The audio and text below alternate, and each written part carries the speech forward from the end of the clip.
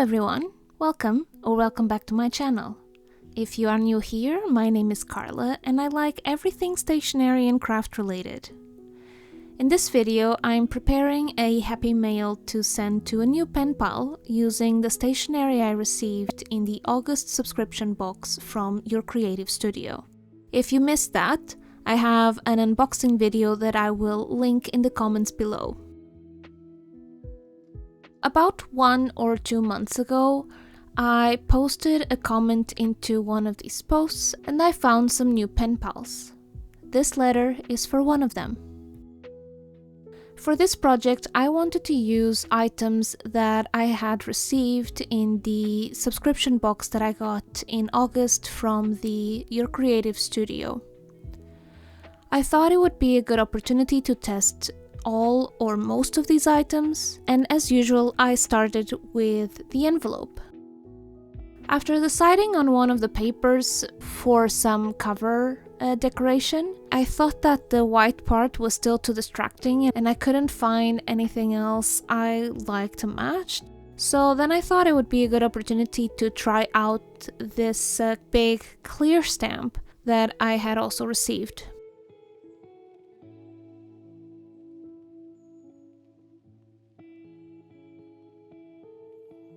I tested 2 different ink colors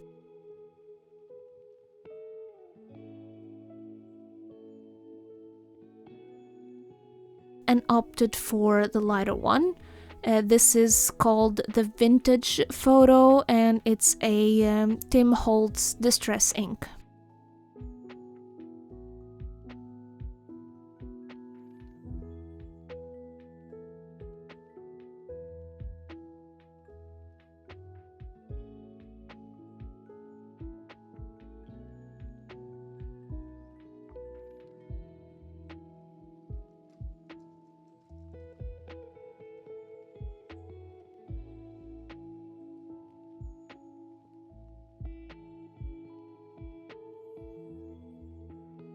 For some reason, for me, removing the whiteness of the envelopes makes it so much easier to find and match other collage pieces.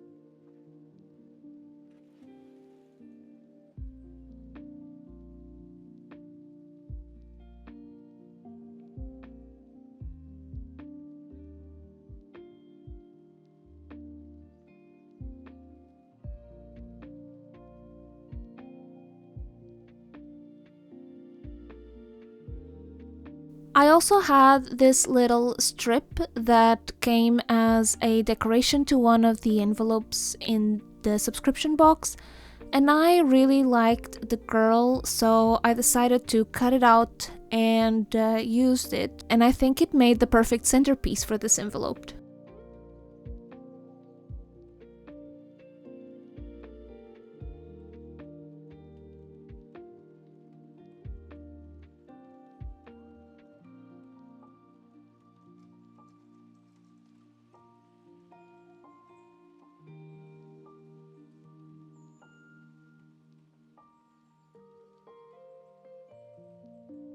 And then I used one of the sticky notes I received as an address label. As I mentioned in the unboxing video, these don't really stick that well, so I just added some extra glue.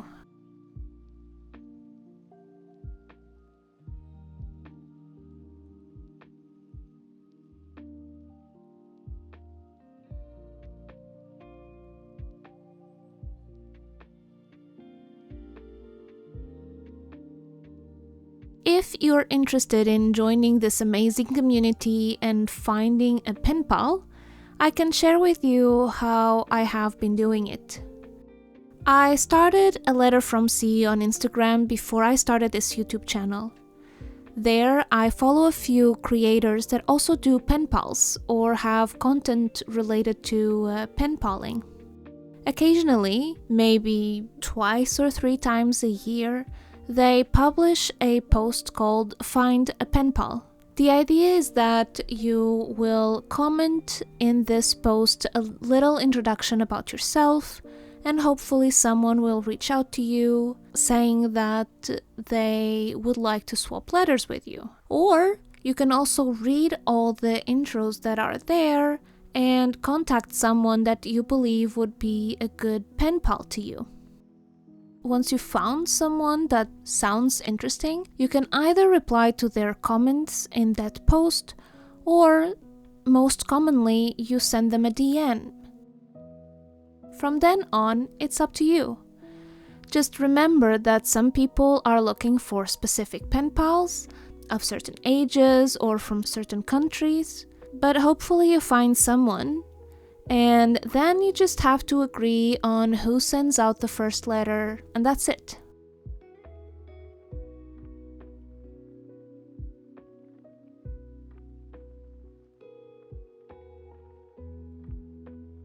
And like that, the envelope was finished.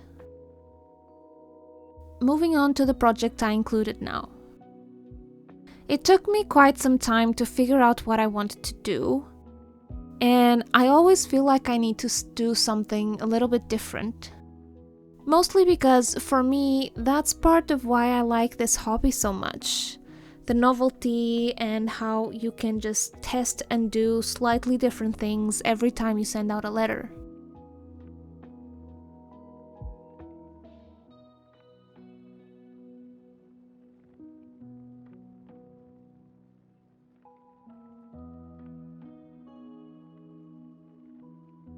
After some brainstorming off camera, I ended up choosing to create some type of envelope with some windows. And I wanted to use more of this handmade paper for it.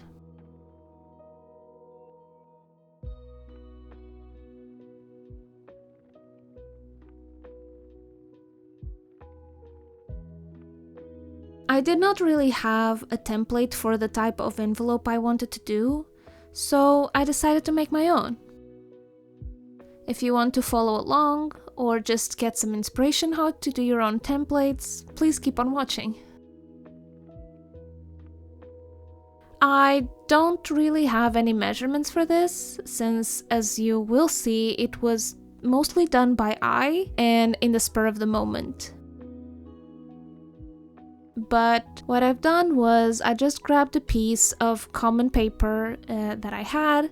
I folded it in 3 to the approximate shape of the type of envelope that I wanted. Then I checked the construction of a similar envelope to see how the sides and the tops look like. And in this case, the envelope I was following was the one I just decorated.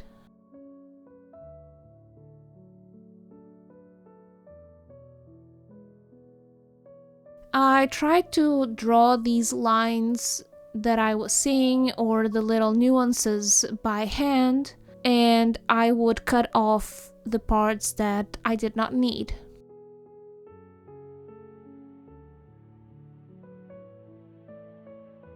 I kept going back to the reference envelope to get some more details and adjusting the fit of this draft template to match.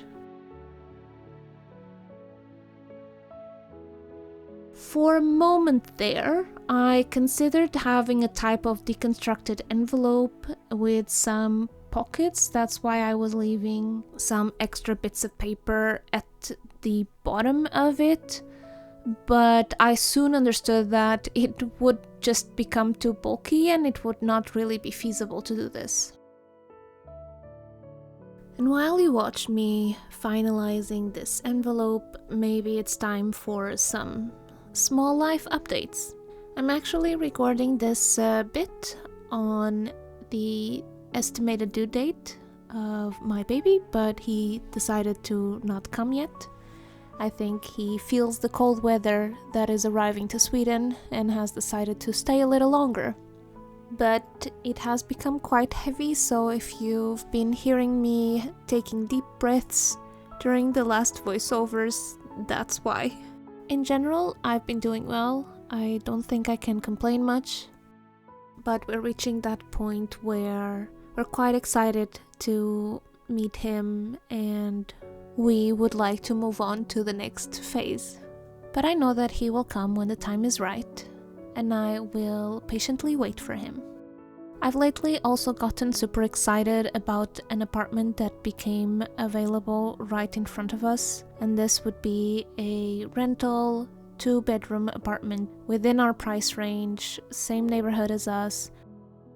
I was really hoping we would be able to get it since I've been in the waiting queue for this company for 4 years. And when we got the current apartment that we have, we've been only in the queue for 2 years and we got it. But unfortunately, we did not get the invitation for the viewing. So that means that it wasn't meant to be. So we'll just keep on looking and hoping that something else will appear. Getting back to the project, once I was happy with the shape of the envelope I had created, I outlined it into a more solid card paper so I can keep it for a longer time. I used the front cover of a paper pad that I just had for this purpose. You can use anything you have at hand, doesn't need to be that special. For me, all I need is that it's a little bit more sturdier, so I can use it without problems over and over again, and it's gonna keep the shape when I put the pencil up to it, even with some pressure. Since this is thicker paper, it's a little bit harder to cut these, and there is a chance that there's gonna be some ripping in some of the corners and it's not gonna be fully straight. But honestly speaking, I am okay with a few imperfections.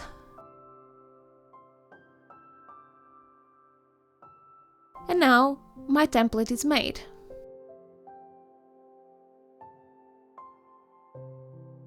With this, I can now move on to making the actual envelope that I wanted to send away.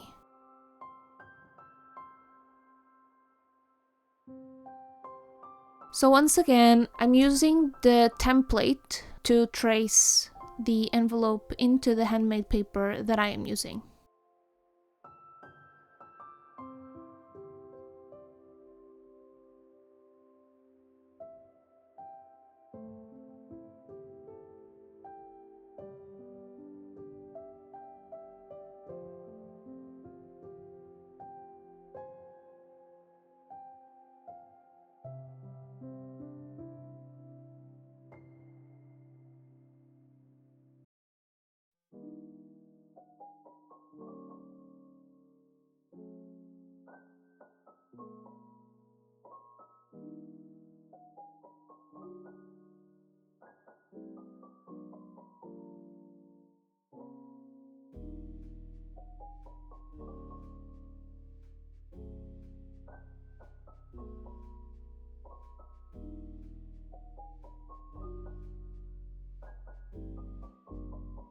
As I mentioned, I wanted to make some windows into the envelope to create a little bit of a sneak peek into the goodies that are inside. The inspiration for this are these envelopes that usually contain bills to pay that you get at home. And I did consider using rectangular windows just like the ones you see in those envelopes. But I thought it would be a little bit more interesting to do a double rounded window. And I used the glass protection from my candle holder for this, since it had a relatively good size for what I wanted. I tried to make some measurements in the back of the envelope to try to understand where to place the circles, and then I just drew them.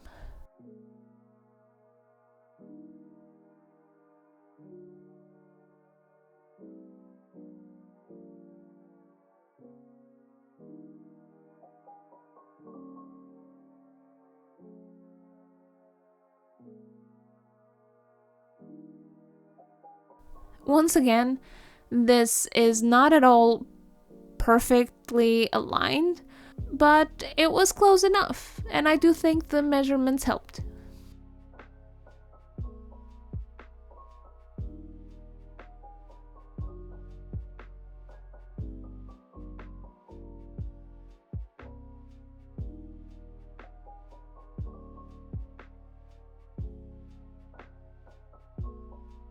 I had thought of two choices for the see-through material.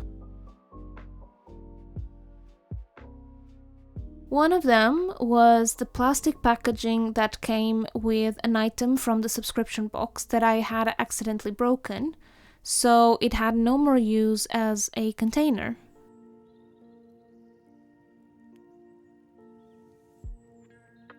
And the other was to try and use the material from the envelopes I just talked about.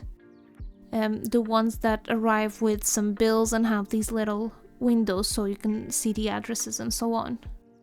I would honestly have preferred to use the latter option since it had a better look and feel to it, but as you can see from this video, when you try to peel it off, parts of the paper are attached to it and I'm not sure I can remove it.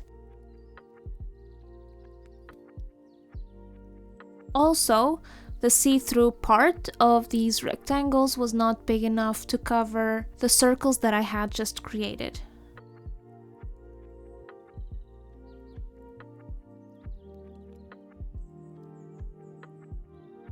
So that meant going with the broken plastic packaging.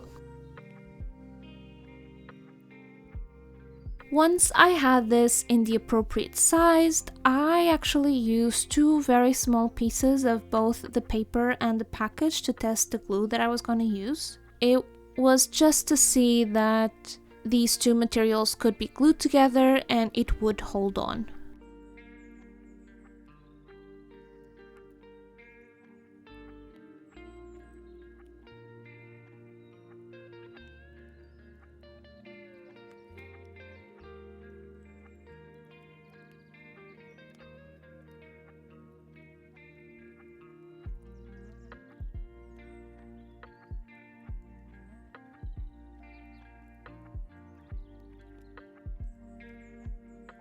Unfortunately, I failed to see that the glue would actually leave a mark on the paper.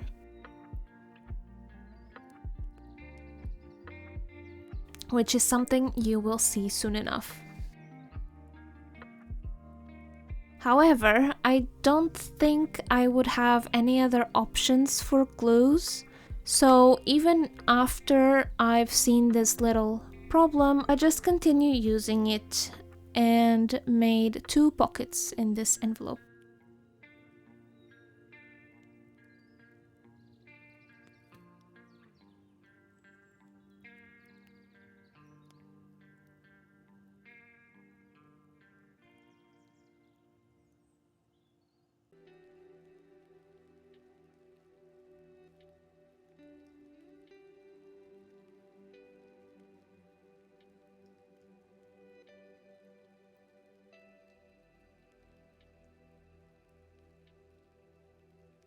Now, since I created this problem for myself, I needed to find a way to hide these glued marks and decorate the envelope.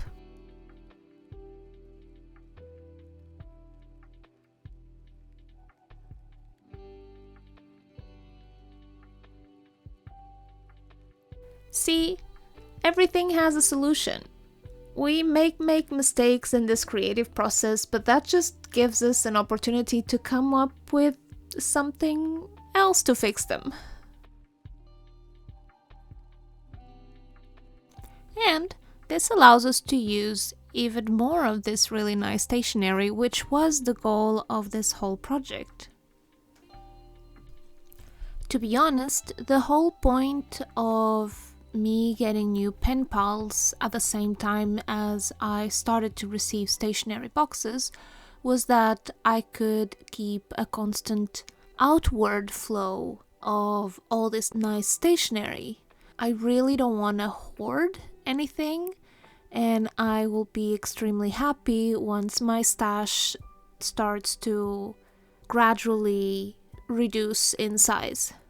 Maybe one of the things about this project that I'm a little bit sad about is that I didn't really have the chance to use any of these square-shaped papers, just because the type of project I was creating was a rectangle, and I didn't really feel that well folding this in half, and it also wouldn't really be the perfect size even if I would fold it.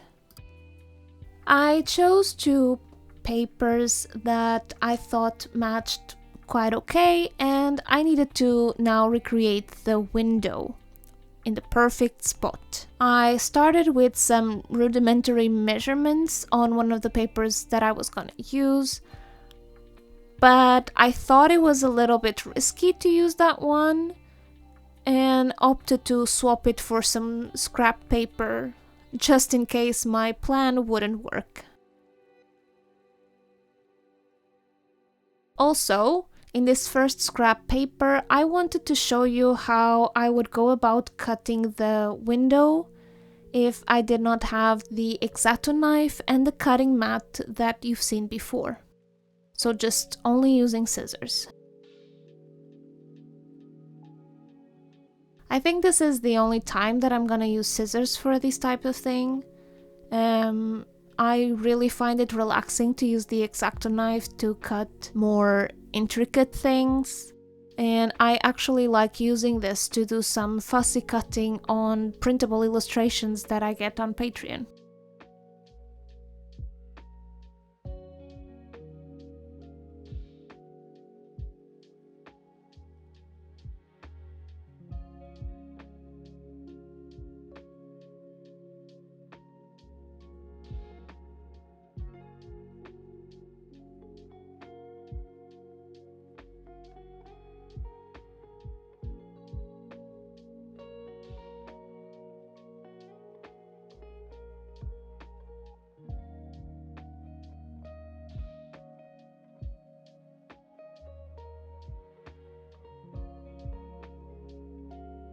Since the windows were not symmetrical, I had to do this for both sides.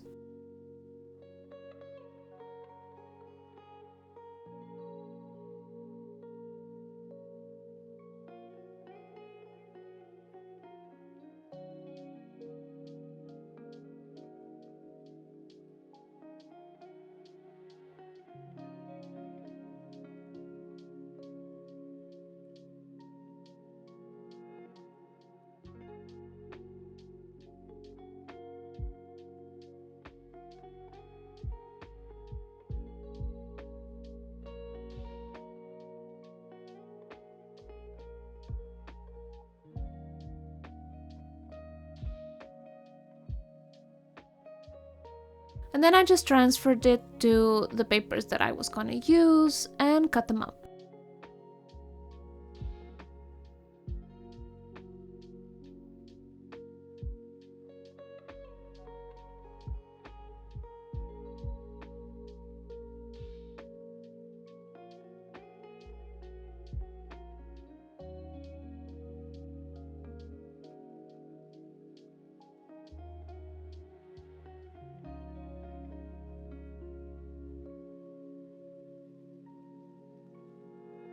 Once this was done, I glued them in place with a glue stick instead.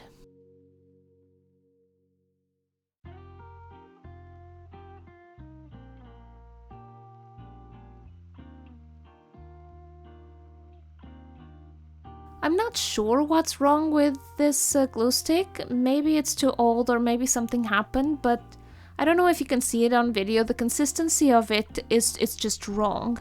It's kind of melting and falling apart, and I don't really know why.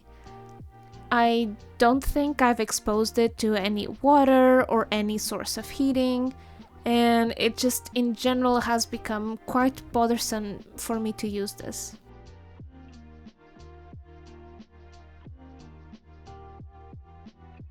I have already bought a new one from a grocery shop here in Sweden that I will try out for my next project. Since the papers I chose for this envelope were already quite busy, I did not want to add much more decoration.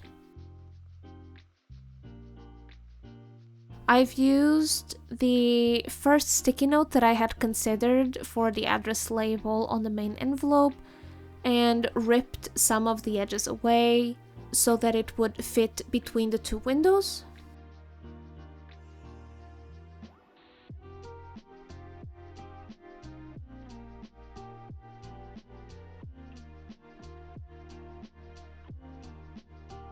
And I just got a vintage stamp to put on the top right corner.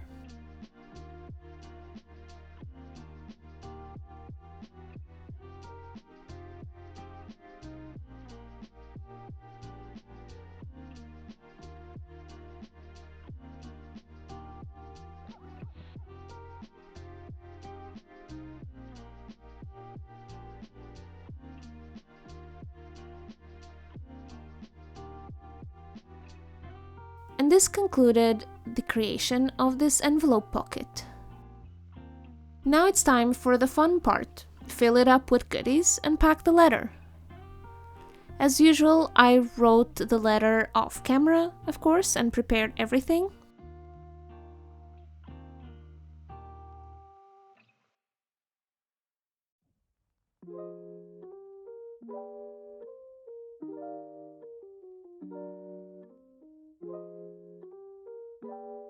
Now for the goodies. On the left pocket, I added some fussy cut elements that I had.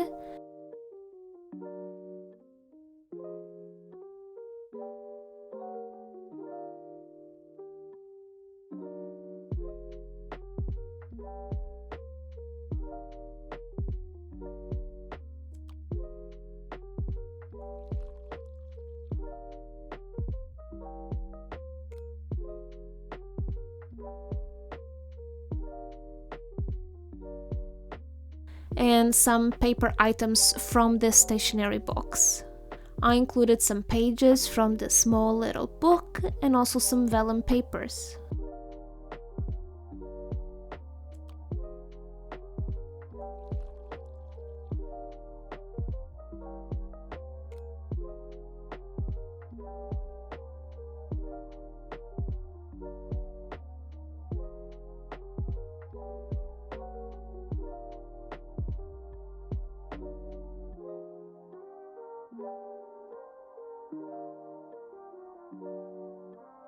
And then just filled it up even more with some more paper items from the stationery box.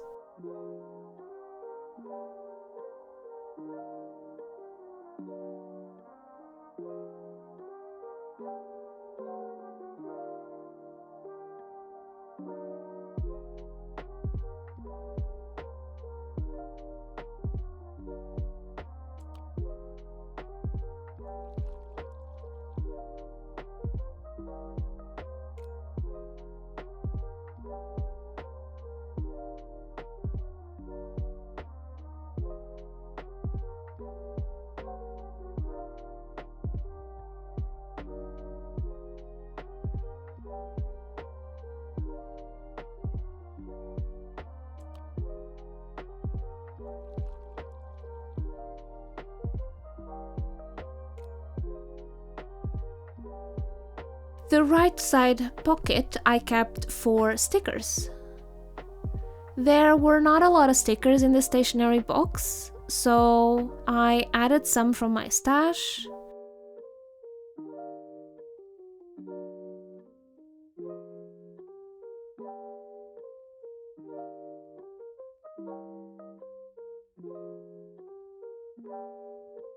And then a few of these super small stickers that I received.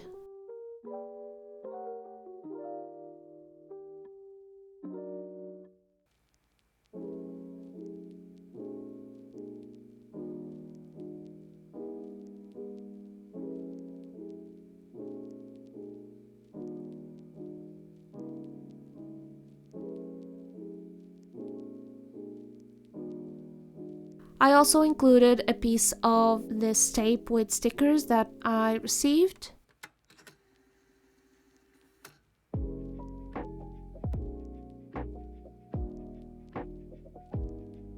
As you can see, there were some of the stickers that were glued to this piece of tape that was holding the whole thing together, and I just took one of them and added to the envelope to decorate.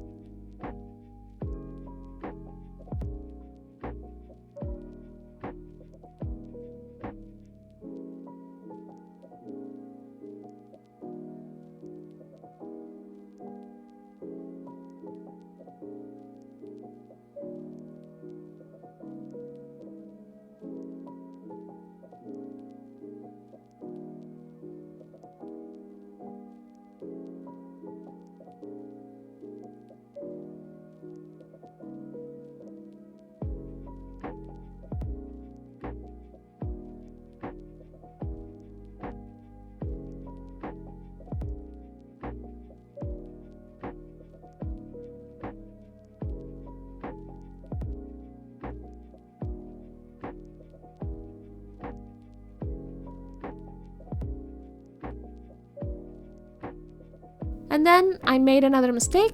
You see me here grabbing the washi tapes that I was gonna send and closing the envelope before actually making the washi tape samples and adding it to the inside.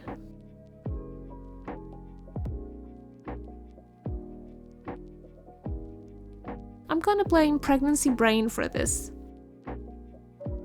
So I had to reopen this envelope in a super gentle way since the paper is quite fragile, and all that could go through my mind was that I had spent so much time on this and it would be really, really bad if I would just rip up a piece of it. But I managed to do it.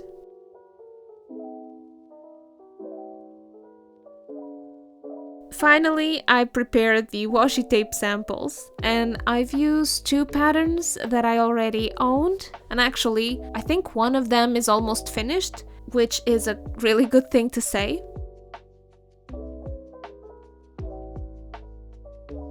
I kinda like finishing washi tapes, gives me room to get new ones.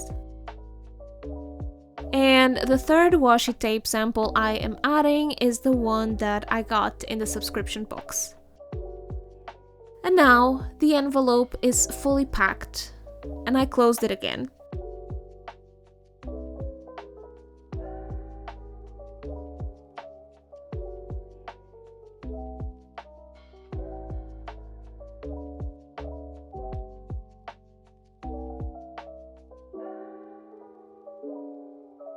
Since this whole project has kind of a vintage bookish theme, I of course added some vintage book papers and then some of the bigger paper pieces that I got from the subscription box that wouldn't fit in the envelope.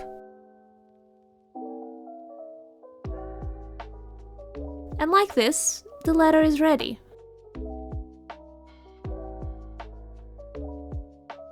I really hope that by the time this video comes out, this has arrived its destination in the Philippines. But you really never know, it's snail mail. I hope you enjoyed this video. See you next time. Bye!